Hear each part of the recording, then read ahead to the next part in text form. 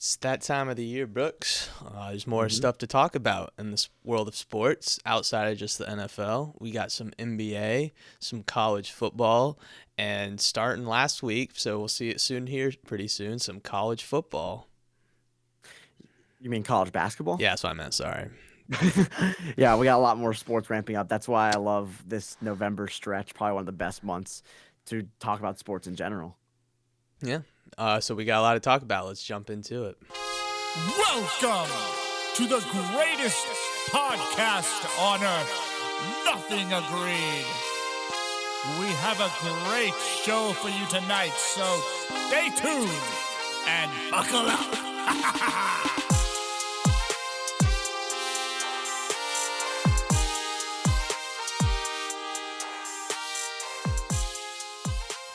Yo, welcome back to another episode of Nothing Agreed. Back with the boys today.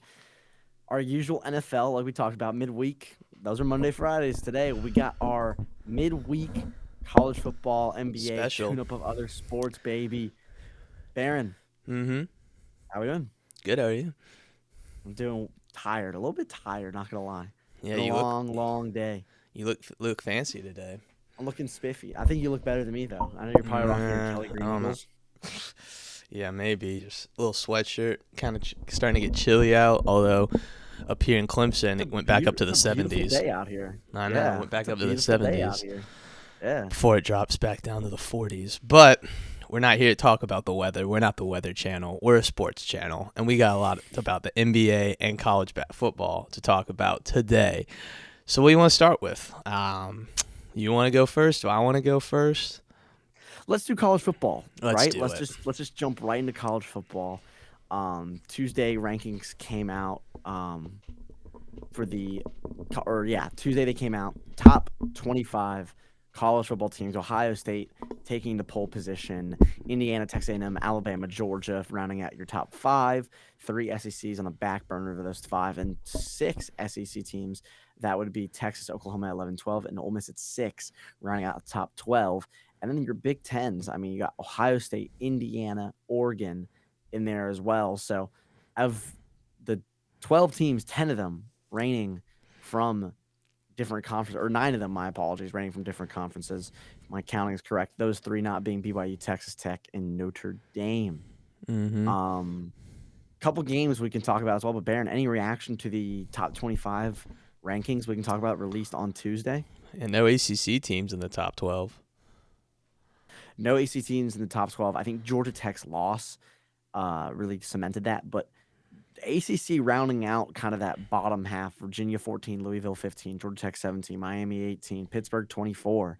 I Mm-hmm. mean, that's a lot of ACC parity in there for a conference that gets kind of plowed upon by everyone. Which you can have your tests and you can say what you think, and it could be true, but still holds a lot of ranked teams in there. Yeah, just not at the top where you definitely thought early in the season Miami would be there. After their hot start, Georgia Tech, even the way that Louisville's been playing, I think a lot of people kind of had them as a sleeper team to maybe sneak in. But I mean, it's not over yet. Still got a couple weeks left. Yeah, and I'm sure some of these SEC teams are going to play each other or play other SEC teams and drop games. So we'll see how it all ends up. But yeah, I'm a little surprised they didn't want to at least give one of them the 12 seed, but it's deserving. That SEC's been very competitive this year, as has been the Big Ten. Ohio State clearly has been the best team in the country, no argument there. Indiana's been the surprise of the year as well, at least to me. I don't know how much everyone else, but they absolutely also deserve to be up there. I think the biggest thing is I don't think a lot of people thought that Texas A&M would be the highest SEC school on here and have Yeah. the best SEC record. That really speaks a lot about what they're doing. And Marcel Reed, he's been playing pretty well throughout the season. I'll give him the credit there. Definitely took that leap people were expecting him to take from last season to be more of a passer than just a pure runner. But yeah, I mean, yeah, you got 3, 4, 5, and 6 all SEC schools, and you could very well see all 6 of those or all 4 of those in the college football playoff. Texas is another one. After a rough start, a lot of people thought they were going to kind of teeter out, but they've held steady and they're right there in the mix of it. So yeah. Big comeback win for Texas against Mississippi State a couple weeks back. Texas has to look forward to on Texas A&M. Their final day and Georgia at Sanford Stadium could be a tough one for them. My biggest little kind of funny clause that's happening right now is Duke went on the road. They beat Clemson. Controversial win. A lot of fines have happened to head coach Dabo Swinney of the Clemson Tigers. But my biggest takeaway is Duke is unranked, and they are the favorite to win the ACC, which would put them in the college football playoff. So a team that is the favorite to win their conference is not even ranked, and that favorite would put them in the top 12. I think that is very funny. Kind of speaks a little bit towards the ACC and speaks a little bit towards the college football playoff and how interesting that has begun and been. Yeah, they're plus 30,000 to win the Natty. Yeah, but they're only plus 265 to lift the Atlantic Coastal Conference Championship. I mean, you look at Georgia Tech, they're plus 300, Virginia and Louisville at 370. Other than that, it's really you got the outsiders, SMU, Pitt, and Miami. But yeah, those were all guys that could be in there, and they're not. Something interesting as well to me is Bama and Texas A&M are your top two SEC teams. Neither of them has suffered a conference loss. Georgia sits at plus 450 to win the SEC. If I'm not mistaken, if Texas A&M loses, just depends how everything falls, but Georgia could then take that spot and then play Bama at Mercedes-Benz Stadium. And I think plus 450 is a nice line that you can grab a team that is a perennial SEC contender. Still with Texas A&M, that plays couple tough games left. Yeah. I'm trying to pull up their schedule at the moment. Yeah. Got at Missouri. We'll see how they deal with that. I would expect them to win. At Missouri is not the easiest place to play whatsoever. I mean, you're talking about a team that is ranked in the top 25, easily at 22. Been up and down this year, but that's not an easy place that you can go walk in there and grab yourself a win. And I think what speaks most is they do have Texas on the road. So that to me, big rivalry game, tough one to win.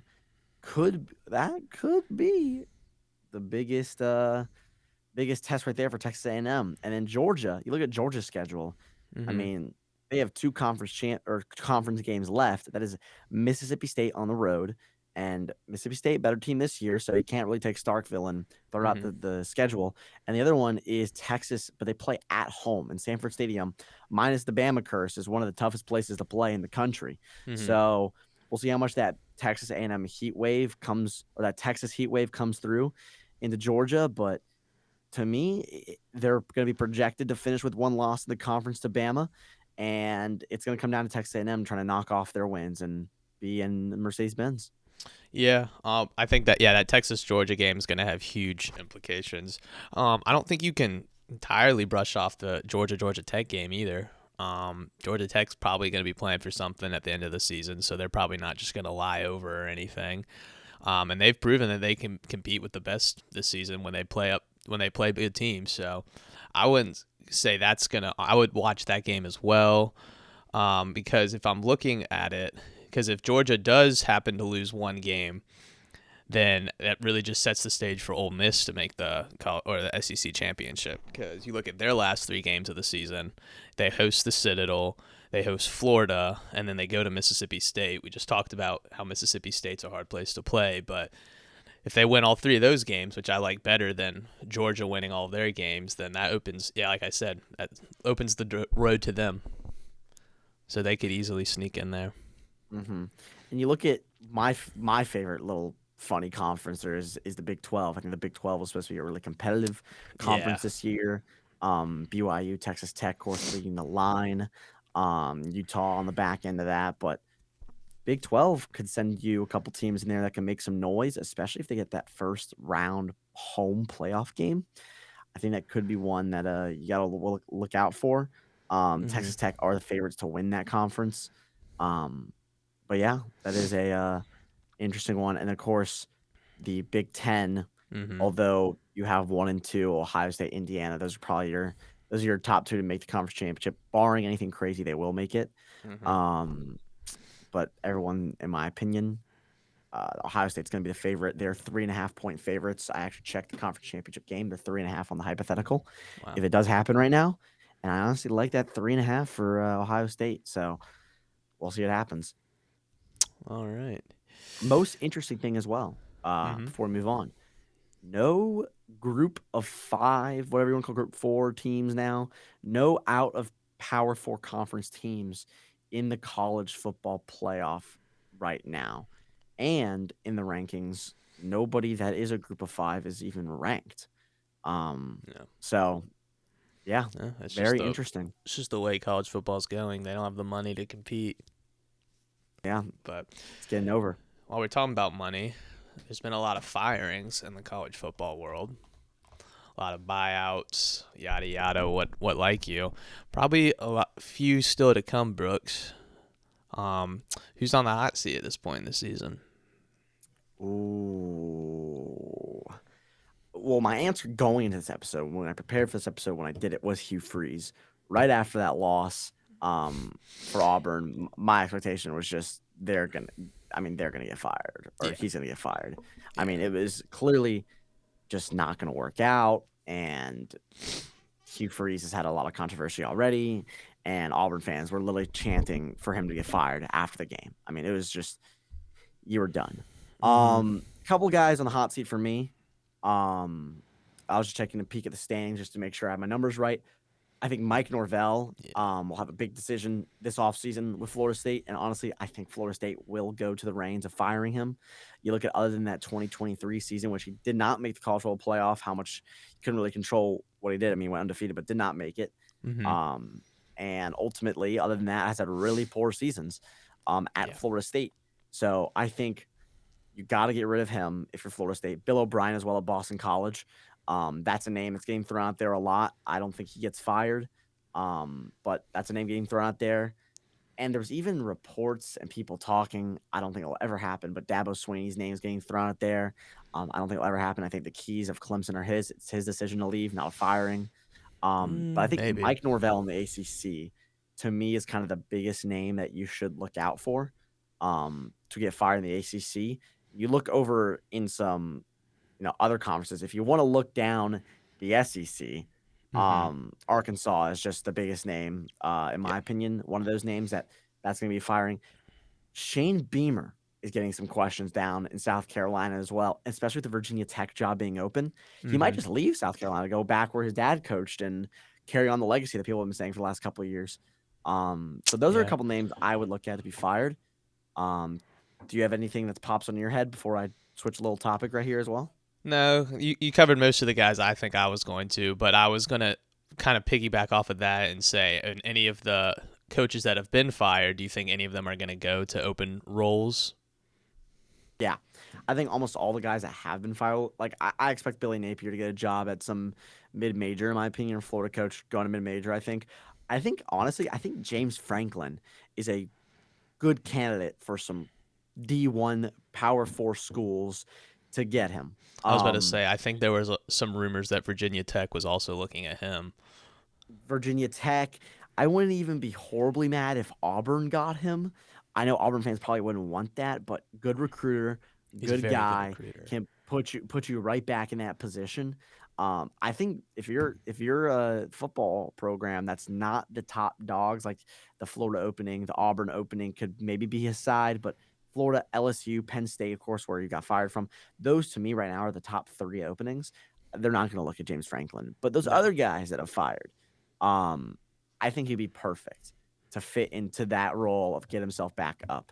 I think he honestly is a good coach. He just can't get the big win. Right. I think everything else besides that, he's really excelled in.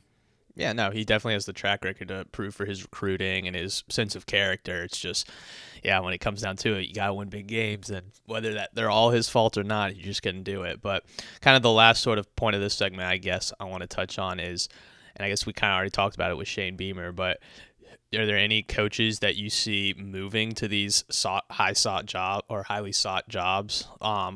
Just for reference, because I think a lot of the talk was, LSU's open, Florida's open. Is Lane Kiffin going to go there? I think his name's being thrown around a lot. Me personally, if I'm the AD of those programs, I'm looking at coordinators. I'm gonna go look at Georgia's coordinators, probably look at Bama's coordinators, even Ole Miss's coordinators. But do you think any coach that's in a good position right now is gonna get plucked away to one of these sort of better schools, I guess? I have always been the proponent of Fran Brown going somewhere, even though Syracuse is not having the bestest years. If you want a guy that can get you players, he's a guy that can get you players. He's the players coach, like the number one players coach, in my opinion. Yeah. I have been in a lot of debates recently, and I am on the side that I think Lane Kiffin does get plucked from Ole Miss. Hmm. And I think he does go to either an LSU or Florida, because of two things. One, the money. I mean, the money he's going to get from those programs is going to be insane. From boosters and donors, his contract is probably going to break. He'll be the highest paid coach in the league. No doubt about it if he goes to those. And second of all, Ole Miss is one of those programs where, and just in general, if you can get them around that college football playoff line, you are exceeding well. And the expectations are not as lofty. And he probably wants to take that step up in his career. Florida, LSU, those are your step ups. Those are your Florida being your blue blood, LSU, of course, being one as well with national championship recently, Florida having all the history and the money. Those schools, I think Lane Kiffin will go to. I think a couple other people are rumored for some jobs. I know the USF coach is being looked at by like Florida State, maybe Florida. I don't think Florida dips back down into the mid-major level after hiring Napier. I think they're going to try to go for the big guns. Yeah, I think that makes sense. I expect Lane Kiffin to go to Florida. That's my guess. Interesting. Okay. I kind of think he's going to stay at Ole Miss. At least that's from the impression he gives off. I've seen some interviews and he's gone on some shows and whatnot.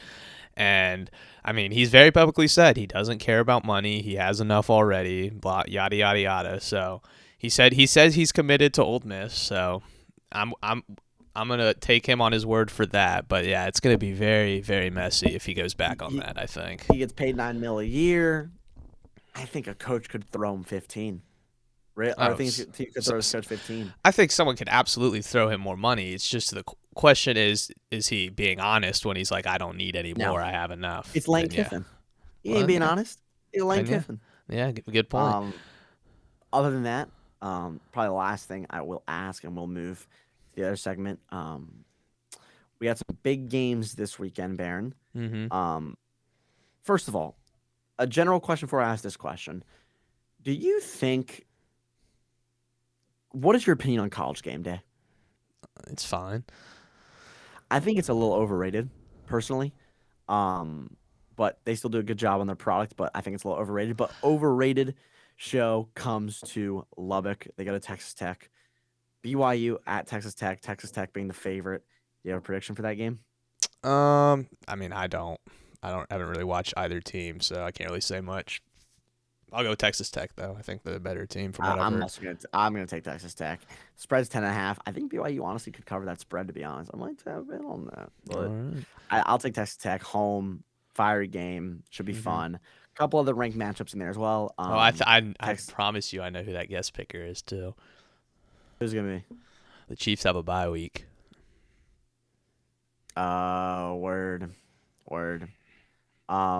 Texas A&M goes to Missouri. We talked about that. 6.5 point favorite Texas A&M. I honestly like Texas A&M to win that one, but could be an upset.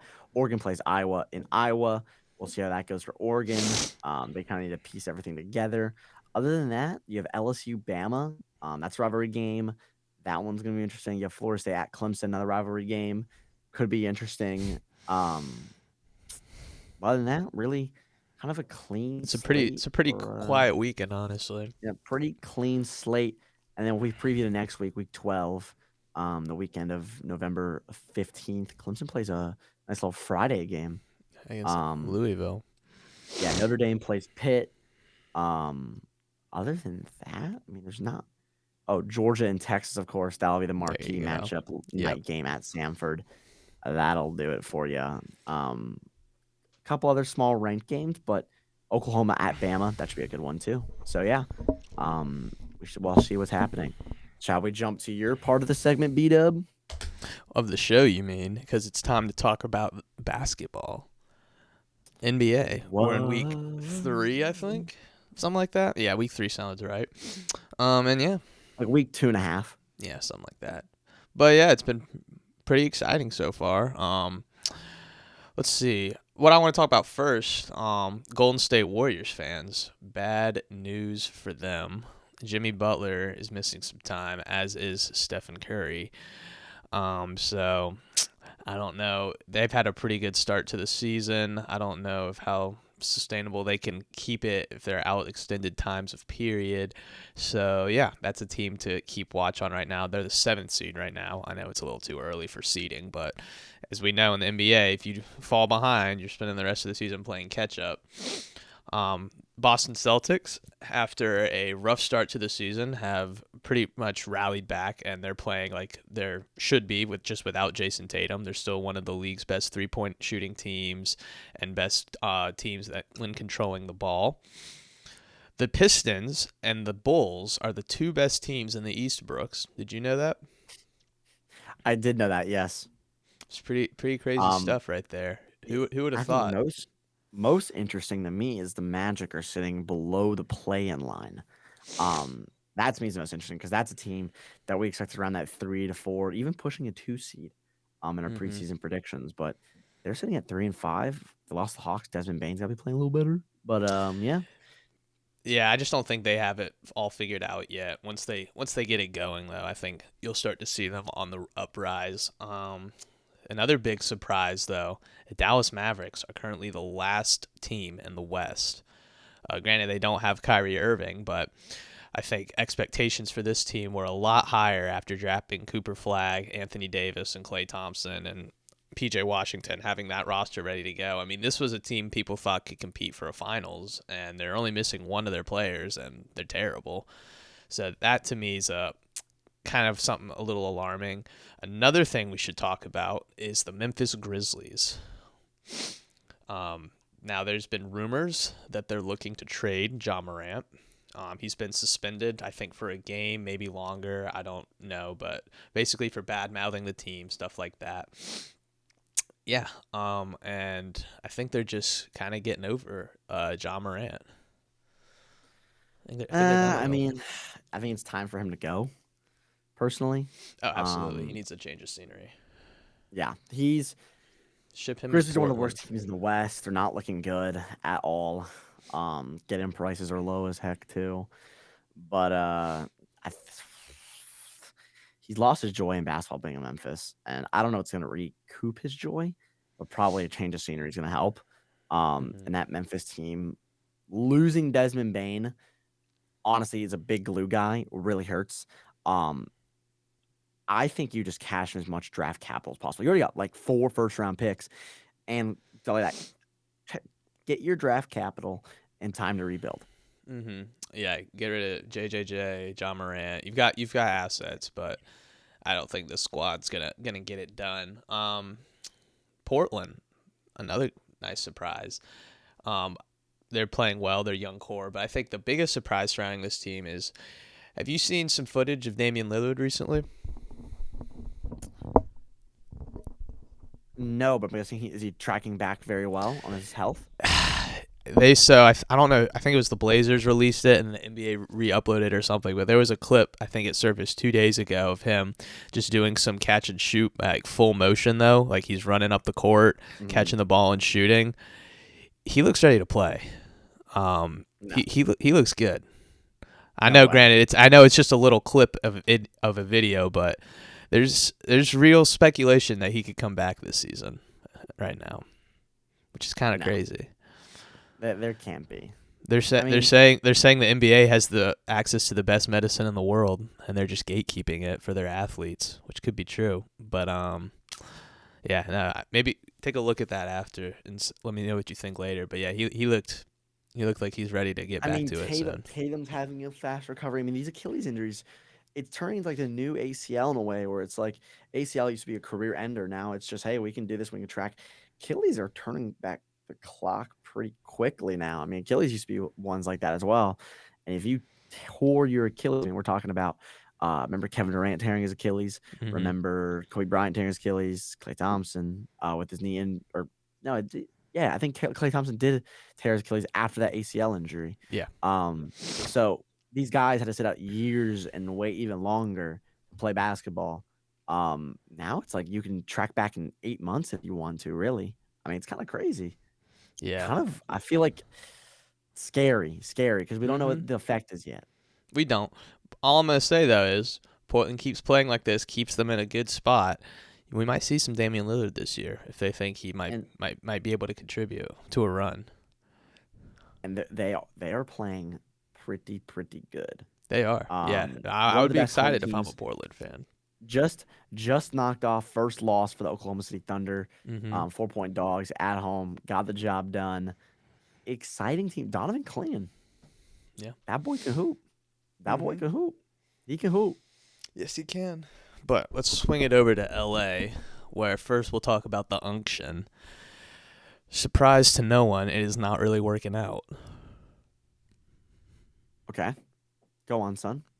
That's all I really had to say about that. I just think, yeah, that's it. And then we can move over to the other LA team. The Lakers, though. I was like, the Lakers. We're talking about the Lakers. Then you're wrong. Talking about the Clippers, and yeah, it's not. yeah, looking too that's hot what I'm for talking about. Clips. Yeah, the unction's not working out. That's what I mean. Who would have Mhm. thought a team with Chris Paul, Bradley Beal, James Harden, and Kawhi Leonard was gonna be competitive, right? At this point in time, I think half of those guys are over 35, if not all of them. So, yeah. But there is a bright spot in LA. Sorry, Clippers fans, it's the Lakers again. They've got their three white boys are just playing pretty good basketball right now. Yeah, nothing much I can say. Fundamental basketball. Luka Doncic is insane this year. Austin Reeves has been balling this year. DeAndre Yeah. Ayton, What I say? he People might act have like he's washed, man. he might have found a new home.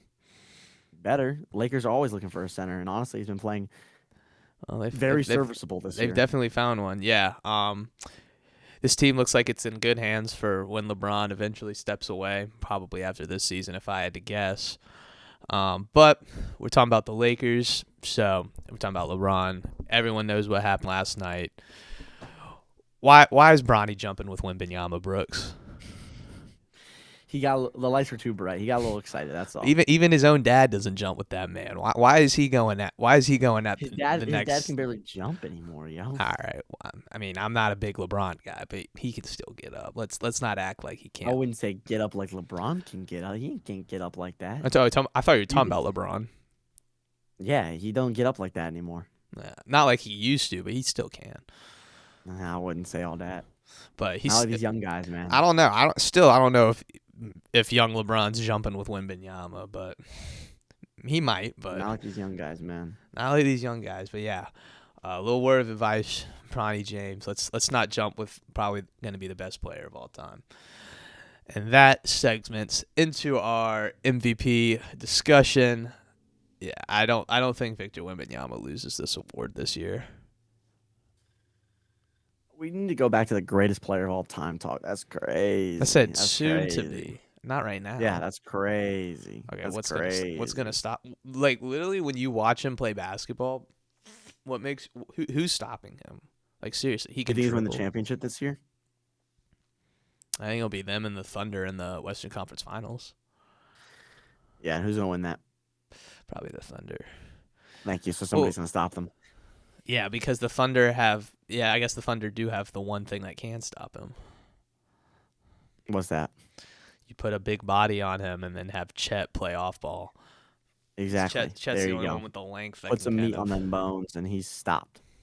So No, because you still need the help side. Because if you just stop him, then he's just gonna post up and look for the outlet pass. Because that's what he is. He just sets up he's like a lighthouse. He sees the whole court wherever he is.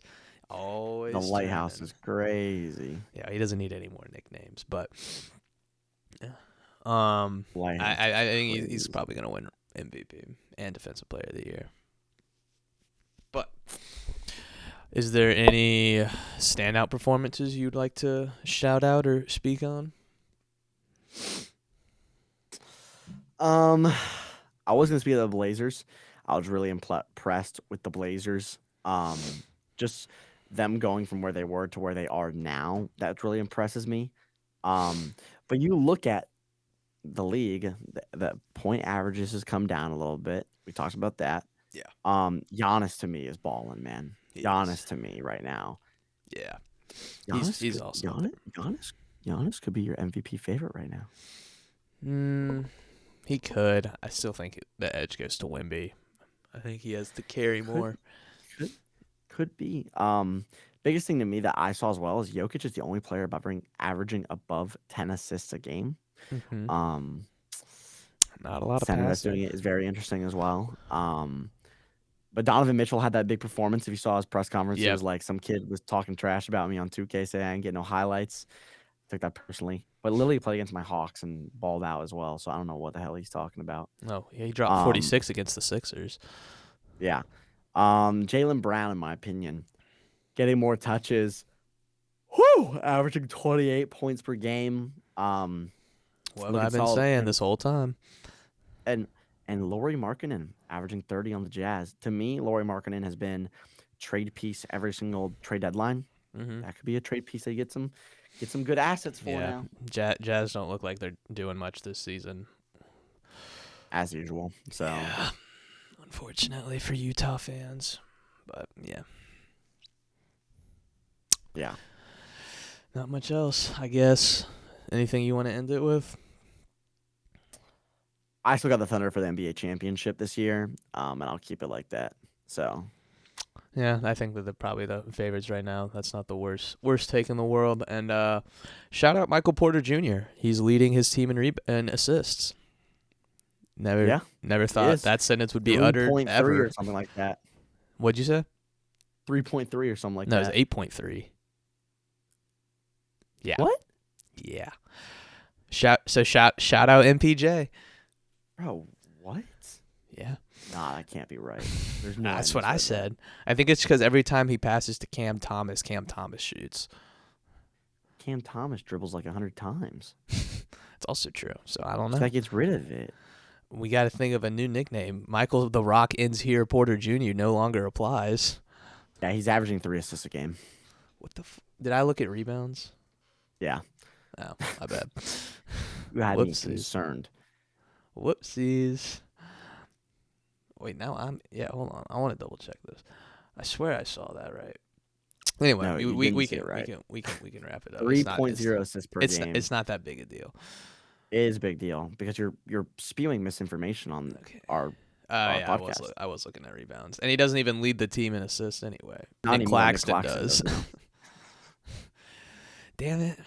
Come on, MPJ. I was real excited to hype you up. All right, we can end the pod there. That's crazy, yo. That's crazy. Damn, he's third, bro. Yeah, he moved down. Let's swing the rock some more. It was going crazy for you, Michael. The possession continues here. Porter Jr. Come on. Come on. All right. That's anyways. It, that's it for me. I got the Thunder still win the championship. Yeah. Just for my initial overreaction to everything. All right. That'll be another episode of Nothing Agreed. Thank you all so much for listening. College football, national championship, and NBA championship. Who is it going to be? Other than that, keep tuned. Friday, football. Here we go. And peace.